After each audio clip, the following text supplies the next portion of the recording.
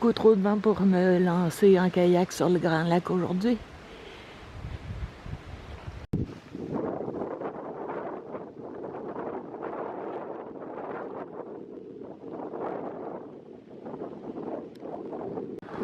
Je reprends la route sous un soleil radieux. Direction. Il y a vraiment des montagnes au loin. C'est moins plat que du côté de la baie James. Ça, c'est un autre paysage typique de la Genesee. Une tourbière, un étang, puis autour, l'épinette noire. Un tout petit campement, quelques maisons.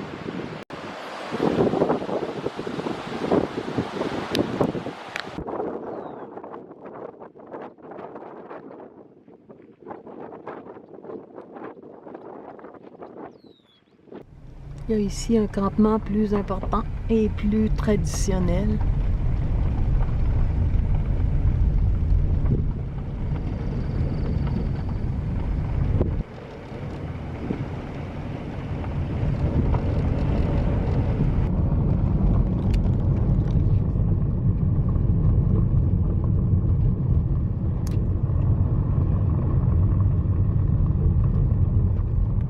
Je suis dans des rues transversales à Chibougamau.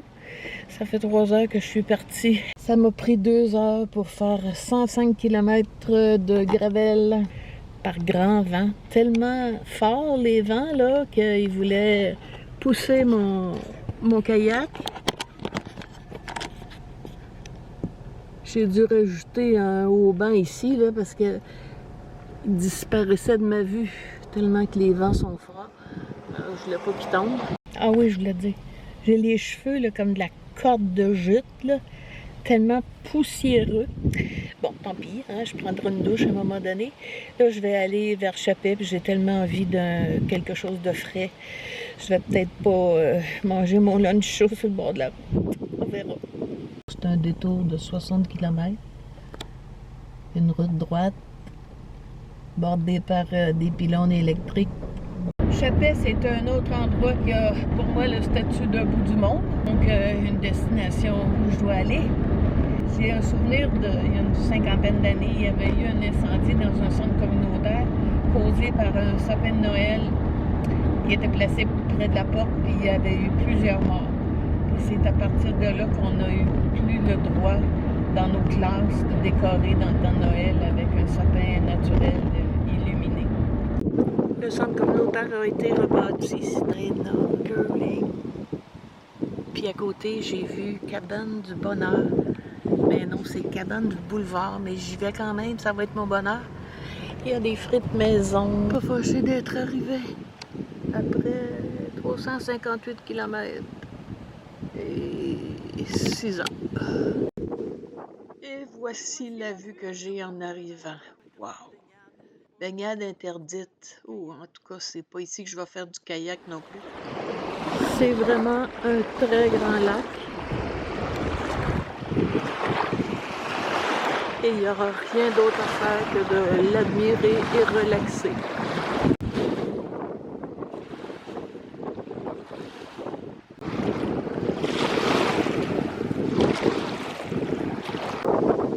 Ce qui va avec la belle vue, c'est le beau vent. Alors, j'ai paré au plus près ici. On m'avait dit qu'il y avait beaucoup de poussière sur la route. La porte était fermée, mais ça, c'est la poussière qui est entrée. Il y en a partout. On me l'avait dit, mais j'ai pas écouté. Et je retrouve la joie des bivouacs en autonomie. On boit l'eau du lac. Il faut d'abord la filtrer. Et ensuite, la purifier. 2 litres, donc 2 petites pastilles aquatables. On le garde à l'ombre avec le couvercle ouvert. Puis on essaie de se souvenir qu'une bouteille soupe, quand on la comprime, ça se vide! Ça pourra pas être dans les bloopers si je ne l'ai pas filmé. Ce soir, je mange un repas déshydraté maison. Il y a des pâtes cuisson rapide, toutes sortes de légumes. Il y a une protéine, je me souviens pas c'est quoi. Puis j'ai oublié d'écrire combien d'eau ça prend. Alors je vais y aller au pif. Et je saute une opération, comme ça va être bouilli. J'envoie l'eau directement du filtre dans le chaudron. Et en attendant que ce soit prêt, je vais siroter un bon vin rouge chambré à 33 degrés. Le vent s'est calmé et on a des beaux petits nuages décoratifs. Je pense pas qu'il y ait de l'orage ce soir. Puis en passant, mon souper, évidemment, j'ai mis trop d'eau, mais c'est délicieux. À peine 30 minutes après que je vous ai montré les beaux nuages blancs, on peut dire que le temps change vite. On entend le tonnerre au loin. Bon, ben, moi qui attendais juste une occasion de me coucher sans remords, c'est le temps. 9h moins 10, je rentre dans le rouleau. Le paysage a changé. C'est un autre lac, beaucoup plus calme. Et un autre ciel, beaucoup plus chargé. Je sors de la douche, ça fait un bien fou.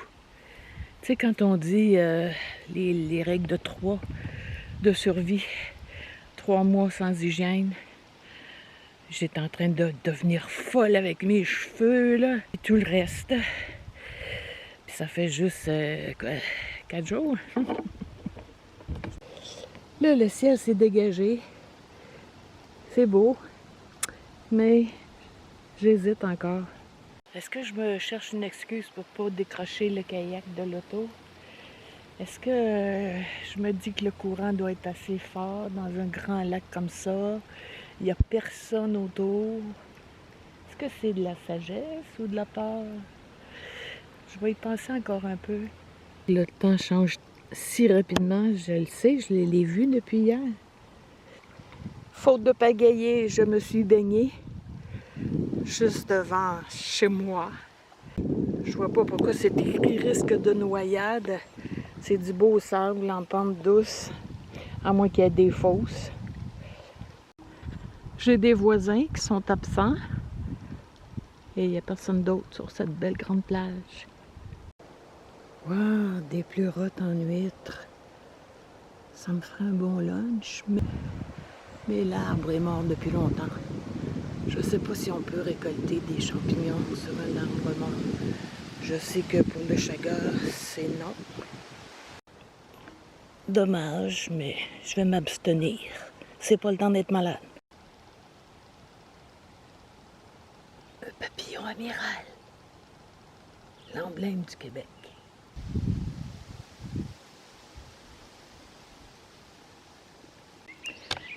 Une fois l'habitude reprise, je me suis encore amusée à sculpter un ustensile. Il manque le cuilleron à creuser. J'ai fait ça en compagnie des papillons amiral et des voraces frappe à bord. Puis j'ai utilisé seulement mes 2 moras. La lame plus fine, puis la lame, ça c'est un couteau de camp. Donc il ne faut pas penser que ça prend des outils sophistiqués pour gosser. Les anciens faisaient ça avec un petit canif. C'est mon dernier feu. J'ai décidé de ne pas dormir demain à la Bostonais et de rentrer chez moi. La route va être longue, mais ça va se terminer demain.